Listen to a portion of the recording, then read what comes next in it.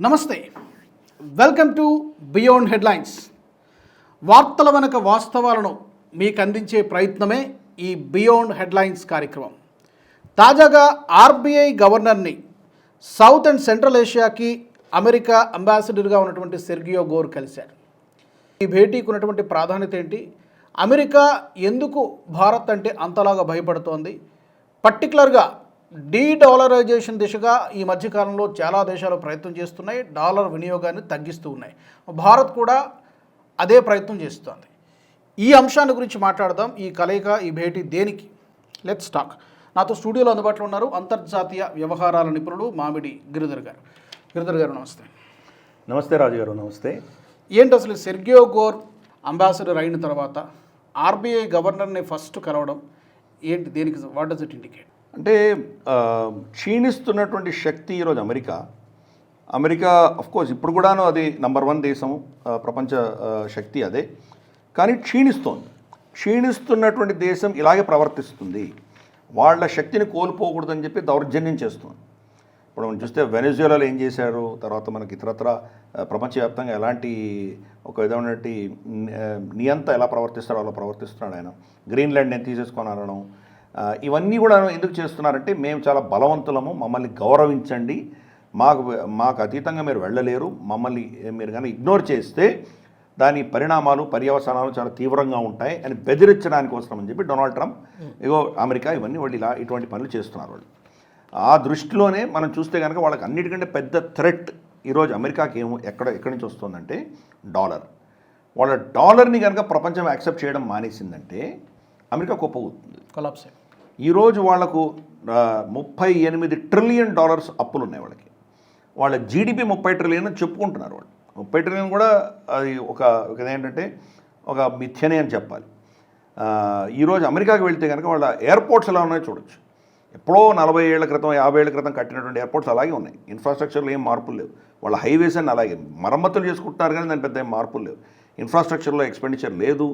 వాళ్ళ మౌలికమైనటువంటి ఏదైతే వాళ్ళ సివిక్ రిలేటెడ్ ఏవైతే ఆస్పెక్ట్స్ ఉన్నాయో అవన్నీ ఏం మారలేదు. ఇప్పుడు ఇటువంటి పరిస్థితులలో డాలర్ని కనుక కొనడం మానేస్తే కనుక ఈ అప్పులు ఎవరు తీర్చాలి? $38 ట్రిలియన్ ఎవరు తీర్చగలగాలి? ఈ సంవత్సరం మొదటిసారి వాళ్ళ అప్పుల మీద ఉన్నటువంటి వడ్డీ $1 ట్రిలియన్ చేరుకుంటుంది సంవత్సరానికి. అంటే వాళ్ళ డిఫెన్స్ బడ్జెట్ కంటే ఎక్కువ వాళ్ళు ఇంట్రెస్ట్ ఇచ్చుకోవాల్సిన పరిస్థితికి వస్తుంది. అలాగే మనం చూస్తే కనుక వాళ్ళ మెడికల్ ఎక్స్పెండిచర్స్ కానీ, లేదా ఈ ఇన్ఫ్రాస్ట్రక్చర్ డెవలప్మెంట్కి దీనికి ఇవ్వాల్సిన ఖర్చులు కానీ, లేదా ఇతరత్ర కీలకమైనటువంటి వాళ్ళ ఎడ్యుకేషన్ కానీ, వీటికి కావాల్సిన వాళ్ళ ఖర్చు ఏదైతే ధనం కావాలో అంతకంటే ఎక్కువ వాళ్ళు గతంలో తీసుకున్నటువంటి అప్పులకు వడ్డీ కట్టడానికి సరిపోతుంది వాళ్ళకి. అది ఈరోజు పరిస్థితి. రేపు డాలర్ని యాక్సెప్ట్ చేయడం మానేసిందంటే ప్రపంచము ఈ యొక్క అప్పుల ఊబిలో వాళ్ళు ఇంకా అసలు బయటికి తల కూడా ఎత్తలేనటువంటి పరిస్థితి తయారవుతుంది వాళ్ళకి. అది వాళ్ళకు ఉన్నటువంటి మేజర్ భయం. కాబట్టి ప్రపంచంలో డాలర్ యొక్క వర్చస్సు మెయింటైన్ చేయడానికి ఇవన్నీ దౌర్జన్య చర్యలన్నీ చేస్తున్నారు వాళ్ళు. ఫస్ట్ అర్థం చేసుకోవాలి. రెండవది, భారతదేశంతో పాటు బ్రిక్స్ దేశాలన్నీ కూడా క్రమేపీ ఇక్కడి నుంచి దూరం వెళ్ళిపోయేటువంటి ప్రయత్నం చేస్తున్నాం మనం. మోదీ గారు వచ్చినప్పటికీ మనకు అప్పుడు రమారమి $400 బిలియన్ మనకు ఇది ఉండేది, ఫారెక్స్ రిజర్వ్స్ ఉండేవి. 400 అటు ఇటు కొద్దిగా ఉండేది. 300 పైచిలకు మన రిజర్వ్స్ అన్నీ కూడా డాలర్స్లో ఉండేవి. డాలర్స్లో ఏంటి బ్యాంకులో పెట్టి తాళం వేసుకొని పెట్టాం కదా, నోట్స్ రూపాయలు ఉండదు, బాండ్స్ ఉంటాయి. అమెరికా ఇచ్చినటువంటి అప్పులు, వాళ్ళు రిలీజ్ చేసినటువంటి అప్పులనే బాండ్స్ అని పిలుస్తారు. ఆ బాండ్స్ మనం చాలా కొన్నాం. 300 బిలియన్ పైబడి మన దగ్గర ఉండేవి. అప్పుడు ఇంకా సంబంధాలు మెరుగుపడుతున్నాయి కాబట్టి ఇంకా మనం అలాగే పెంచుకుంటూ వెళ్ళాం. $354 బిలియన్ 2015లో మనం చేరుకున్నాం. 2016లో అదే పరిస్థితి. సో క్రమేపీ దాన్ని పెంచుకుంటూ వెళ్ళాం మనం. స్టోరీ కట్ చేస్తే ఈ సంవత్సరం 2025లో $190 బిలియన్ పడిపోయింది మనం. $190 బిలియన్ అంటే $200 బిలియన్ కంటే పడిపోయింది, తగ్గిపోయింది. కానీ మన ఓవరాల్ ఫారెక్స్ రిజర్వ్స్లో ఏం మార్పు లేదు. డాలర్స్ తగ్గిస్తున్నాం. 2024లో మనకు $680 బిలియన్ మనకు నిల్వలు ఉంటే ఇప్పుడు కూడా అన్నీ ఉన్నాయి. కానీ డాలర్లు మాత్రం $241 బిలియన్ నుంచి 190కి పడిపోయింది. అంటే $50 బిలియన్ మనం తగ్గించుకున్నాం మనం. ఇది ఎక్కడో పెట్టాం మనం. ఎక్కడో మనం ఇన్వెస్ట్ చేశాం కాబట్టి ఇంకా $680 బిలియన్ మన ఫారెక్స్ రిజర్వ్స్ ఉన్నాయి. $50 బిలియన్ ఎక్కడికి వెళ్ళాయి? దాంట్లో చాలా పోర్షన్ మనం బంగారం కొనుక్కున్నాం మనం. అంటే దీని మీద నమ్మకం పోయింది అని చెప్తున్నాం మనం. మనకు వాణిజ్యం చేసుకోవడానికి, చమురు కొనడానికి, చాలా అంశాలు కొనడానికి ఇప్పుడు కూడా డాలర్లు అవసరం మనకి. కంప్లీట్గా 100% వెళ్ళలేదు. అందుకనే 190 కోట్లు మాత్రం పెట్టుకున్నాం మనం. బహుశా రాబోయే రోజుల్లో మనం దాని అవసరం తగ్గే కొద్దీ తగ్గించుకుంటూ వెళ్తాం మనం. అలాగే బ్రిక్స్ దేశాల మీద వీళ్ళ కసరత్ అంతా మనం చూసాం మనం. రష్యాని కట్ చేశారు ఫస్ట్.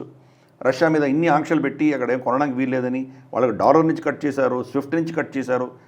రష్యా మీద వాళ్ళు ఇంత దౌర్జన్యం చేశారు. చైనా మీద చేసే ప్రయత్నం చేశాడు. 145% అన్నాడు, 245% అన్నాడు. చైనా ఎప్పుడైతే వీళ్ళ దగ్గర సోయాబీన్ కొనడం మానేసిందో రైతులందరూ వీధుల్లో పడ్డారు వాళ్ళు అమెరికాలో. అలాగే రేర్ ఎర్త్ మినరల్స్ మేము ఇవ్వమన్నారు. ఫోన్ దగ్గర నుంచి, ఈవీ బ్యాటరీల దగ్గర నుంచి, ఎలక్ట్రానిక్స్ అన్నీ కూడా రేర్ ఎర్త్ మినరల్స్ మీద నడుస్తాయి. వాళ్ళ యుద్ధ శక్తి అంతా కూడా దాని ఆధారంగా ఉంది. వాళ్ళు ఇవ్వమనేసరికి కూడా పరిస్థితి ఏమైంది, కాళ్ళబేరానికి వచ్చాడు. సంవత్సరం తర్వాత ఆలోచన చేద్దామని దాన్ని ఫ్రీజ్ చేసి పెట్టాడు. ఇది రెండవ దేశం. మూడవది భారతదేశం. మన మీద 50% టారిఫ్ వేశాడు. వచ్చి ప్రతిరోజు బెదిరిస్తున్నాడు, ఇంకే అది చేస్తాను ఇది చేస్తాను అంటున్నాడు. ఇరాన్తో డీల్ చేసినందుకు 10% ఇంకా ఎక్కువ వేస్తానంటున్నాడు. ఇటువంటివన్నీ కూడా బెదిరింపులు మన మీద ఎందుకు చేస్తున్నాడు అంటే కారణాలు వేరే వేరే ఉంటాయి. కానీ ఈ బ్రిక్స్ దేశాల మీదే కసరత్తు జరుగుతుంటుంది. భారతదేశానికి ఏం చెప్పాడు, మీరు మా దగ్గర చాలా తక్కువగా ఉంటున్నారు, మా దగ్గర నుంచి మేమే మీ దగ్గర చాలా ఎక్కువగా ఉంటున్నాము, మీ యొక్క మీ గూడ్స్కి అంతా కూడా మేము స్పెషల్ ట్రీట్మెంట్ ఇస్తున్నాము, కానీ మా దగ్గర కొనేటువంటి హార్లీ డేవిడ్సన్ లాంటి దాని మీద 100%, 150% టారిఫ్లు వేస్తున్నారు, కాబట్టి మీ మీద 25% వేస్తున్నాను అన్నాడు. రెండవది రష్యా నుంచి కొంటున్నారు కాబట్టి ఇంకో 25% అన్నాడు. నాలుగవ దేశం ఏంటి బ్రిక్స్లో, బ్రెజిల్. బ్రెజిల్ కూడా 50% వేశాడు. కానీ మనకు బ్రెజిల్కి ఎగ్జాక్ట్గా 180 degrees ఆపోజిట్. వాళ్ళు అమెరికా నుంచి ఎక్కువ కొనుక్కుంటారు. అమెరికా బ్రెజిల్ నుంచి కొనే చాలా తక్కువ. అంటే ఈ బ్యాలెన్స్, ట్రేడ్ బ్యాలెన్స్ ఏదైతే ఉందో అమెరికా పక్షాన ఉంది అక్కడ. మన దేశంలో అయితే మన పక్షాన ఉంది, కానీ బ్రెజిల్లో ఉల్టా ఉంది. కాబట్టి వాళ్ళకి 25%, 50% వేయడానికి కారణం ఏంటి? ఫస్ట్ 25% వేశాడు. 25% వేయడానికి కారణం లేదు.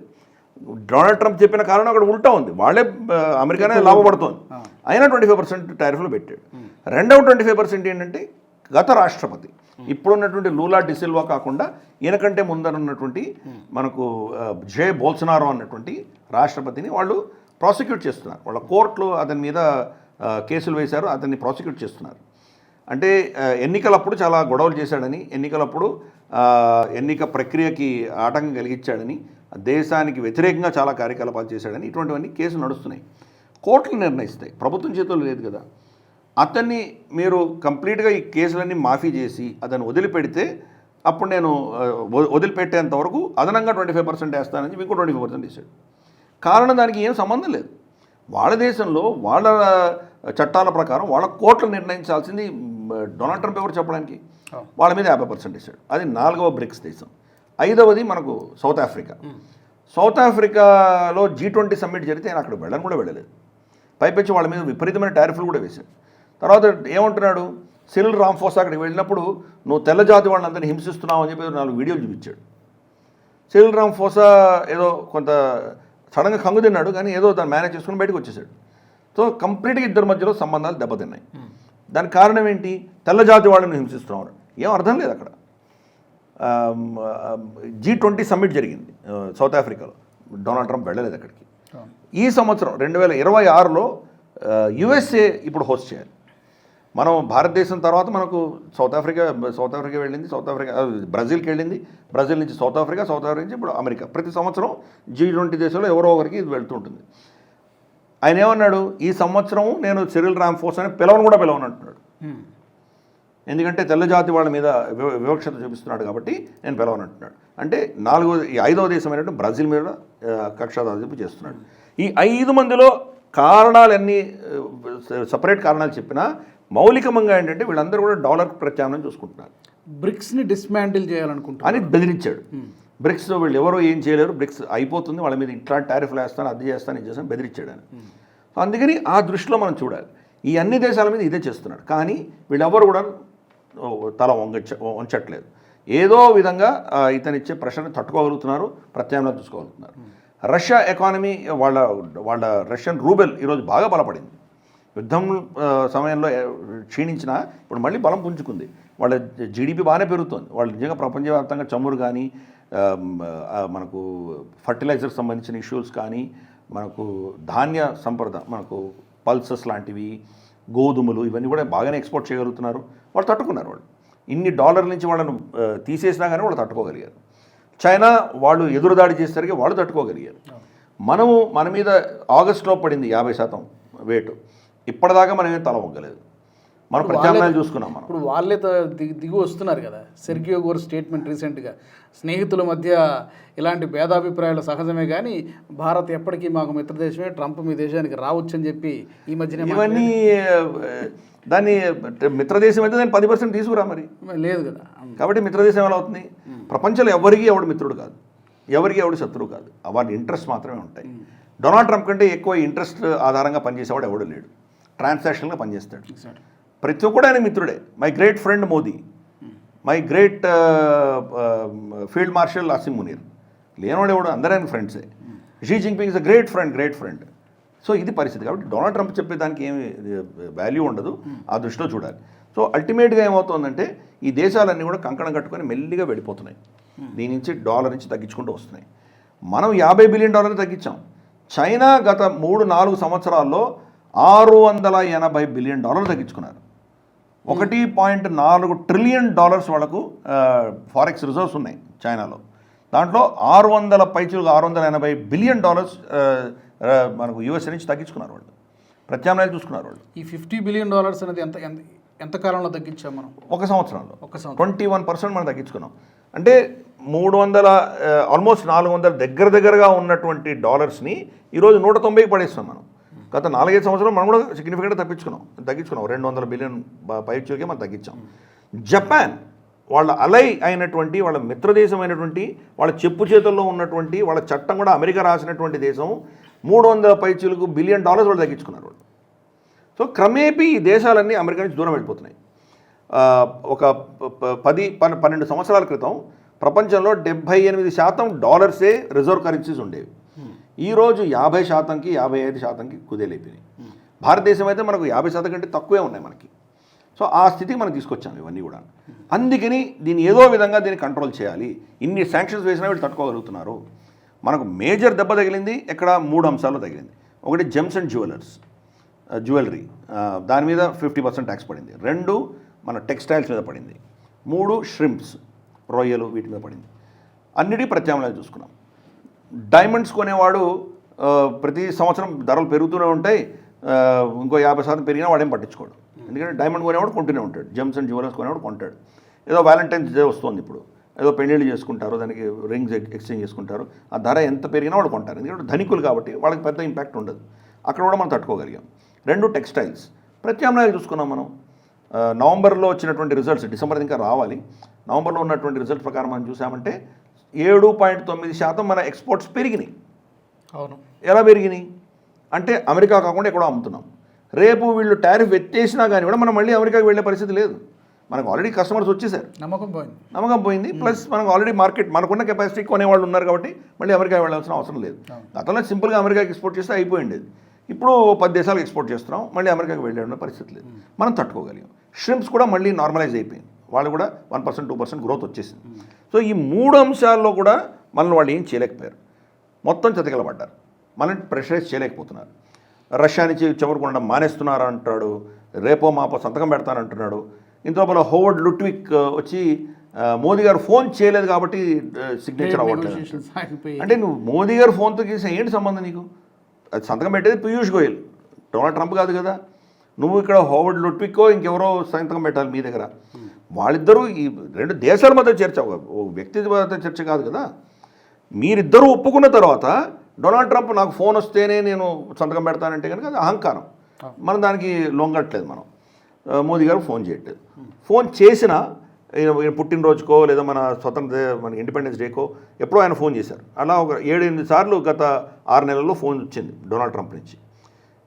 అన్నీ బాగానే మాట్లాడుకున్నారు. మీరు బాగున్నారా, ఆరోగ్యం బాగుందా, బాగా చూసుకోండి, మన ఫ్రెండ్షిప్ మనం ముందు తీసుకెళ్ళాలి, యుద్ధం విన్యాసాలు చేయాలి, ఇవన్నీ ట్రేడ్ గురించి మాట్లాడలేదు మోదీ గారు.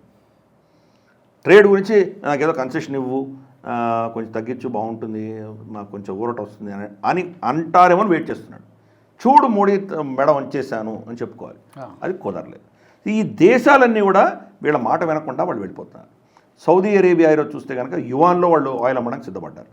ఈరోజు అమెరికా చేయి దాటిపోయింది. కాబట్టి మనం బెదిరిస్తే లాభం లేదు, మళ్ళీ ఏదో మైత్రిగా రిక్వెస్ట్ చేసుకొని ఏదో చేసుకోవాలి అన్న దిశగా వాళ్ళు దిగారు, 2 మెట్లు దిగి వచ్చారు. అందుకనే సెర్గే గోర్ అతను భారతదేశానికి అంబాసిడర్గా వచ్చినటువంటి మరుక్షణమే ఇమ్మీడియట్గా లిటరల్గా చూస్తే కలిసింది ఆర్బీఐ గవర్నర్. ఏం రిక్వెస్ట్ చేసాడు? ఆబ్వియస్లీ మా అప్పులు కొనండి, మీరు మీ ఫారెక్స్లో మాది పెంచుకోండి, మా స్టాక్స్ మా ఏవైతే మనకు బాండ్స్ ఉన్నాయో కొనండి, ఇదే డిమాండ్ చేస్తున్నాడు. వాళ్ళ బాండ్స్ కొనేటువంటి డిమాండ్ పడిపోవడంతో 2 విషయాలు చేయాలి. ఒకటి, దాని ఈల్డ్ పెంచాలి. 4.5% ఇప్పుడైతే ఇస్తున్నారో దాన్ని 5%, 5.5%, 6% ఇస్తే బహుశా అది అట్రాక్టివ్గా ఉండొచ్చు. కానీ మనం ఏంటంటే అది బాండ్స్ ఈల్డ్ పెరిగినా కానీ కూడా మనం కొనట్లేదు. ఎందుకు? వాళ్ళ మీద నమ్మకం పోయింది మనకి. ప్లస్ ప్రపంచవ్యాప్తంగా అందరూ ఏం చెప్తున్నారంటే రాబోయే 1-2 సంవత్సరాల్లో మేజర్ క్రాష్ అవ్వబోతోంది, ఇవన్నీ కూడా విపరీతంగా దెబ్బతినబోతున్నాయని చెప్తున్నారు. అందుకని అంతకంటే ముందర మనం వెళ్ళిపోవడం బెటర్. ఇప్పుడు మనకున్నటువంటి $190 బిలియన్ మనకు ఉంది. ఇది రేపు డాలర్ క్రాష్ అయ్యి డాలర్ విపరీతంగా పడిపోతే కనుక $190 బిలియన్ మన విలువే ఉంది. కాబట్టి ఈ పరిస్థితి మనకి. నేను ఇద్దరు బంగ్లాదేశ్కి వెళ్ళి వచ్చాం. బంగ్లాదేశ్లో మేము అక్కడ ఢాకా వాళ్ళ కరెన్సీ టాకా ఏవో కొన్నాం, కొన్ని మిగిలిపోయి. అప్పుడు ఏ ధర ఉండిందో ఇప్పుడు అంతకంటే చెత్త కాగితం కూడా పనికి మన అంత కింద పడిపోయింది. ఆల్మోస్ట్ ₹1 టాకా ఉండేది. ఈరోజు టాకా ఎక్స్చేంజ్ చేయడం పోతే ఎవరు తీసుకోవడం కూడా తీసుకోవట్లేదు. 100 టాకాలు కూడా ఎవరు తీసుకోవడానికి సిద్ధంగా లేడు. కాబట్టి ఆ పరిస్థితి డాలర్కి వస్తే ఏంటి? రాకపోవచ్చు, కానీ దాని విలువ పడిపోవచ్చు. దాని పతనం చెందిన తర్వాత ఈరోజు $190 బిలియన్ నా దగ్గర ఉన్నది, దాని అసలు విలువ ఓన్లీ $100 బిలియన్ ఉండొచ్చు. $90 బిలియన్ నేను నష్టపోవచ్చు. ఆ నష్టం రాకముందరే మనం ఎగ్జిట్ అవుదామని నిర్ణయించుకున్నాయి. కాబట్టి ఇవన్నీ చేస్తున్నాయి. బంగారానికి వెళ్తున్నాయి. బంగారం అందుకనే ఆల్మోస్ట్ 100% పెరిగిపోయింది. తగ్గే ముఖమే లేదు. 140,40,000 ఒక తులం బంగారం ఈరోజు పలుకుతోందంటే వచ్చే నెల 130 పడట్లేదు, 150కి వెళ్ళిపోతుంది. 150,000కి వెళ్ళిపోతుంది. అది పెరుగుతూనే ఉంది. అది ఇన్ఫ్యాక్ట్ వచ్చే సంవత్సరం మధ్యంకో చివరకు మనం చూస్తే 2 లక్షలు టచ్ అవుతుంది అంటున్నారు వాళ్ళు. తులం బంగారం. ఎందుకంటే ఈ ప్రభుత్వాలన్నీ కొంటున్నాయి, డాలర్ నుంచి దూరం వెళ్ళిపోతూ కొంటున్నాయి. అందుకనే సెర్గే గోర్ వెళ్ళి ఆర్బీఐ గవర్నర్ని ఏదో విధంగా కన్విన్స్ చేసేటువంటి ప్రయత్నం చేస్తున్నాడు. కానీ మన పాలసీ చాలా క్లియర్, మనం ఏం తగ్గట్లేదు. ఇన్ఫ్యాక్ట్ సెర్గే గోర్ కలిసిన రోజే మనకు న్యూస్ ఏమొచ్చిందంటే అక్కడి నుంచి కొంటున్నటువంటి పప్పు ధాన్యాలు ఏవైతే ఉంటాయో పల్సెస్, వాటి మీద 30% మనం టారిఫ్ వేసామని ఆ రోజు తెలిసింది మనకి. సో వాళ్ళు గేమ్ ఆడుతుంటే చాలా ఫ్రెండ్ రండి, కాఫీ టీ తాగండి, బాగున్నారు, మీరు అలా ఉన్నారు, మేము అలా ఉన్నాం, వెనకాల మనం చేస్తున్నాం. అది వాళ్ళు మేనేజ్ చేయలేకపోతున్నారు. అందుకనే హోర్డ్ లుట్టింగ్ స్టేట్మెంట్లో ఫోన్ చేయలేదు మోదీ, ఇవన్నీ కూడా ఎందుకు చెప్తున్నాడంటే శక్తి ఎలా క్షీణిస్తుందో చూస్తున్నాం. ఇప్పుడు యూరోప్ అందరినీ బెదిరిస్తున్నాడు. 200% వైన్ మీద ట్యాక్స్ వేస్తానని ఫ్రాన్స్ని బెదిరిస్తే, డెన్మార్క్ మీద, వీళ్ళ మీద, యూకే, ఈవెన్ వాళ్ళ నియరెస్ట్ అలా యూకే మీద కూడా 10% ట్యాక్స్ వేశాడు. గ్రీన్లాండ్ గురించి మీరు ఏం మాట్లాడినా అది చేస్తాను ఇది చేస్తాను బెదిరిస్తున్నాడు. ఈ బెదిరింపులు ఎవరు చేస్తారు? ఫ్రస్ట్రేషన్లో చేస్తారు. ఫ్రస్ట్రేషన్ ఎందుకు వస్తుంది? ఆయన మాట ఎవరు వినట్లేదు. ఆయన అనుకున్న విధంగా ఏమీ జరగట్లేదు, అన్నీ ఫ్లాప్ అవుతున్నాడు. ఆయన వెనెజులా చిన్న దేశం, పెద్ద శక్తి ఉన్న దేశం, ఇరాన్ టచ్ చేయలేకపోతున్నాడు ఆయన. ఇరాన్ని టచ్ చేయలేకపోతే రష్యానో చైనానో భారతదేశాన్ని ముట్టగలడు ఆయన. దానివల్ల ఎన్ని నష్టాలు వస్తాయి వాళ్ళకు. కాబట్టి ఈరోజు అమెరికా యొక్క క్షీణ దశ, ఇది 10 సంవత్సరాలు ఉంటుందా 20 సంవత్సరాలు ఉంటుందో మనకు తెలియదు, కానీ క్షీణిస్తున్నటువంటి ఫేజ్ మనకు స్పష్టంగా కనిపిస్తుంది. అందుకనే నయానో భయానో ఏదో విధంగా మళ్ళీ వాళ్ళ వర్చస్సు మెయింటైన్ చేసుకునే ప్రయత్నంలో భాగంగా ఈయన ఆర్బీఐ గవర్నర్ కలవడం జరిగింది. అది ఇంకొక విషయం ఏంటంటే డెమోక్రాటిక్ దేశాలలో జనరల్గా డెమోక్రసీ ఒక స్థాయిలో ఉన్న దేశాల్లో ఈ ఆర్బీఐ లాంటి సంస్థలన్నీ కూడా ఇండిపెండెంట్గా ఉంటాయి. ప్రభుత్వం చెప్పింది తుజా తప్పగా పాటించకపోవచ్చు.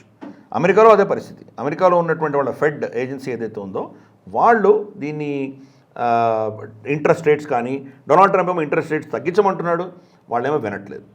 సో ఇటువంటి పరిస్థితి. కాబట్టి ఇండిపెండెంట్గా ఉంది కాబట్టి ప్రభుత్వం కంటే కూడా ముందర వీడిని పట్టుకుందాం, వీడిని ఇన్ఫ్లుయెన్స్ చేయగలిగితే మన మాట వింటాడు అని ఆ ధోరణితో వెళ్ళారు అక్కడికి, మన ఆర్బీఐ గవర్నర్ దగ్గర వెళ్ళాడు. కానీ మనం ప్రభుత్వానికి ఆర్బీఐకి మంచి అనుసంధానం ఉంది. ఒకరినొకరు అపోజ్ చేసుకుంటూ ఉంటే కానీ మన ఎకానమీ దెబ్బతింటుంది. అలా కాకుండా చాలా హుందాగా మన ఇద్దరు ప్రవర్తిస్తున్నాం కాబట్టి ఆయన బాగా ఆతిథ్యం ఎలా ఇవ్వాలో భారతీయ ఆతిథ్యాన్ని ఇచ్చి ఆయన పంపించారు. మనం చేస్తున్నాం. డీడాలరైజేషన్ దృష్ట్యా క్రమేపీ మనం చేసుకుంటూ వెళ్తున్నాము. అలాగే మన బంగారం లండన్ వాల్ట్స్లో ఉన్న కూడా మనం వెనక్కి తెచ్చుకుంటున్నాం. ఇప్పుడు ఇంకా 270 టన్నుల బంగారం ఈరోజు లండన్లో కానీ లేదా మనకు స్విట్జర్లాండ్ బ్యాంక్లో కానీ ఉన్నాయి మనకు. ఈ సంవత్సరం బహుశా దాన్ని కూడా మనం చాలా మటుకు తీసుకొస్తాం. ఒక 50-70 టన్నులు అక్కడ వదిలేయచ్చు. మనకి ఎప్పుడైనా ట్రాన్సాక్షన్ అమ్మాలనుకుంటే అక్కడి నుంచి అమ్మొచ్చు, ఇటువంటివి ఉండొచ్చు మనకు. కాబట్టి దానికోసం పెట్టచ్చేమో కానీ క్రమేపీ తెచ్చేసుకుంటున్నాం. ఇదిలా ఉండగా బ్రిక్స్ దేశాలు ఒక కామన్ కరెన్సీ తీసుకొద్దామని ప్రయత్నం చేస్తున్నారు. కామన్ కరెన్సీ కష్టం అని నిర్ణయించుకున్న తర్వాత అన్ని దేశాలకు, ఈ బ్రిక్స్ దేశాలందరికీ కూడా ఈ కరెన్సీ అని ఉంటుంది. ఎలక్ట్రానిక్ కరెన్సీ, ఫిజికల్ కరెన్సీ కాదు, ఎలక్ట్రానిక్ కరెన్సీ ఉంటుంది. వీటిని అనుసంధానం చేద్దాము అని చెప్పి నిర్ణయించుకున్నారు. చైనాలో కూడా ఈ కరెన్సీ ఉంది, భారతదేశంలో కూడా ఈ కరెన్సీ ఉంది. కానీ ఈ కరెన్సీ మన ప్రజలలో లేదు. అది బ్యాంకుల మధ్యలో ట్రాన్సాక్షన్స్లో చేసుకుంటున్నారు. బ్యాంక్ ఎంప్లాయీస్ కూడా అది యాక్సెస్ ఉంది. అది బయట అది మనం ఎవరు కామన్ పబ్లిక్ వాడలేం. దానిని దీన్ని అనుసంధానం చేస్తున్నారు. అంటే ఈ బ్రిక్స్ దేశాలలో అన్ని దేశాలు కూడా వాళ్ళ లోకల్ కరెన్సీలో ట్రేడ్ చేసుకుంటారు. ఒకరికొకరు ఈ ఎలక్ట్రానిక్గా ఎక్స్చేంజ్ చేసేస్తారు. అంటే స్విఫ్ట్, అమెరికా అధీనంలో ఉన్న స్విఫ్ట్ కానీ అమెరికా డాలర్ కానీ టచ్ చేయకుండా వీళ్ళు వాణిజ్యం చేసుకుంటారు, ట్రాన్సాక్షన్ జరుగుతాయి. సో చైనా ఆల్మోస్ట్ బ్రిక్స్లో 60% అది. రెండవ పెద్ద దేశం భారతదేశం. ఈ రెండు దేశాలు కలిస్తేనే అమెరికాకు చాలా పెద్ద గండు కొట్టగలం మనం. అటువంటిది రష్యా కావచ్చు, రష్యా ఎనర్జీ సర్ప్లస్ ఉన్నటువంటి దేశం.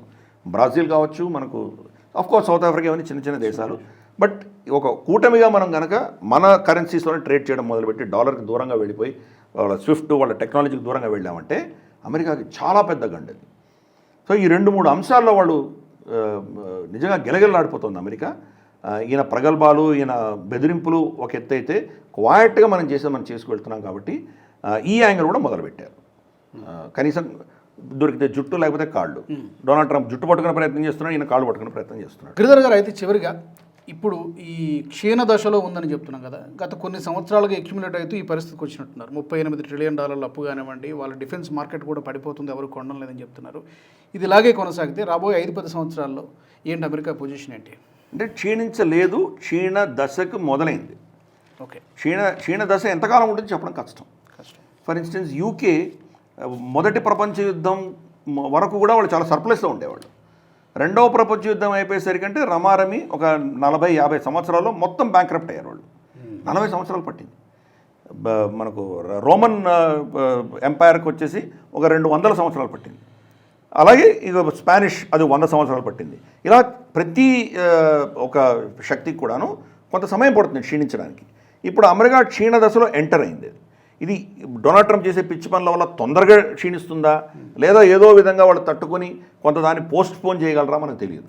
క్షీణ దశలో ఉన్నారు వీళ్ళు. క్షీణ దశలో ఉన్నప్పుడు ఈ ఫేజెస్ ఎలా ఉంటాయి, ఒకరొకరి నిజంగా అర్థం చేసుకొని దీన్ని ఏదో విధంగా దీన్ని మళ్ళీ రెస్టోర్ చేసే ప్రయత్నాలు జరుగుతాయా, లేదా ఇంతవరకు ఉన్నటువంటి ఆధిపత్యం, అహంకారంతో వాళ్ళు ఇటువంటి తప్పిదాలే చేసుకుంటూ వెళ్తారా? ఎన్ని తప్పిదాలు చేస్తే అన్ని ప్రత్యామ్నాయాలు పుట్టుకుంటూ వస్తాయి. కాబట్టి ఈ ప్రత్యామ్నాయాలు పుట్టుకొని వచ్చిన తర్వాత వీళ్ళకి ఉన్న లివరేజ్ అంతా పోతుంది. ఎలాగైతే మనం కర్ణుడు ఘటోత్కచుడి మీద శక్తి అస్త్రం ప్రయోగించిన తర్వాత ఇంకేం శక్తి లేదు, అర్జునుడు ఎదుర్కొనే శక్తి లేదు, అటువంటి పరిస్థితి చేస్తున్నాడు. డొనాల్డ్ ట్రంప్ మొత్తం హయ్యెస్ట్ ప్రెషర్ పెట్టే ప్రయత్నం చేస్తున్నాడు. ఫ్లాప్ అయిన తర్వాత ఇంకా ఆయన దగ్గర అస్త్రాలే మిగలట్లేదు. కాబట్టి రాబోయే 5 సంవత్సరాల్లో అమెరికా యొక్క వర్చస్సు, అమెరికా యొక్క కంట్రోల్, అమెరికా మీద గౌరవము, అమెరికా మీద నమ్మకము చాలా గణనీయంగా క్షీణించేటువంటి పరిస్థితి చూస్తాం. అఫ్కోర్స్ చాలా పెద్ద దేశం, పెద్ద ఎకానమీ, మాయమైపోరు వాళ్ళు. కానీ ఈరోజు వాళ్ళకు ఉన్నటువంటి ఆ సూపర్ మెస్సీ, ఆ గ్రేట్నెస్ ఏది ఉందో అది తగ్గిపోతున్నది. ప్రత్యామ్నాయాలు ఎమర్జ్ అవుతాయి. మల్టీపోలార్ వరల్డ్ అన్నది మనం చూస్తాం, ఎమర్జ్ అవుతుంది. Yes, correct. ఇది ఒక విధంగా ట్రంప్కి థ్యాంక్స్ చెప్పాలి ఇండైరెక్ట్లీ. ఎందుకంటే ఇదంతా చేయడం ద్వారా మనం కూడా ఆల్టర్నేటివ్ మార్కెట్స్ చూసుకోవడం అంతా కూడా జరిగింది. మన ఎదుగుదలకు కూడా ఇండైరెక్ట్గా దోహదపడింది. థ్యాంక్ యూ వెరీ మచ్ గారు, ధన్యవాదాలు. ఇది ఇవాల్టి బియాండ్ హెడ్లైన్స్ కార్యక్రమం. అలాగే ఈ కార్యక్రమంలో స్పెసిఫిక్గా పర్టికులర్గా ఏదైనా ఒక అంశాన్ని మీరు కోరుకున్నట్లయితే అది కూడా మీరు కామెంట్స్ ద్వారా మాకు తెలియచేయచ్చు. మీ ఫీడ్బ్యాక్ని కూడా మీరు కామెంట్స్లో పెట్టచ్చు. వచ్చే ఎపిసోడ్లో మళ్ళీ కలుద్దాం. జై హింద్.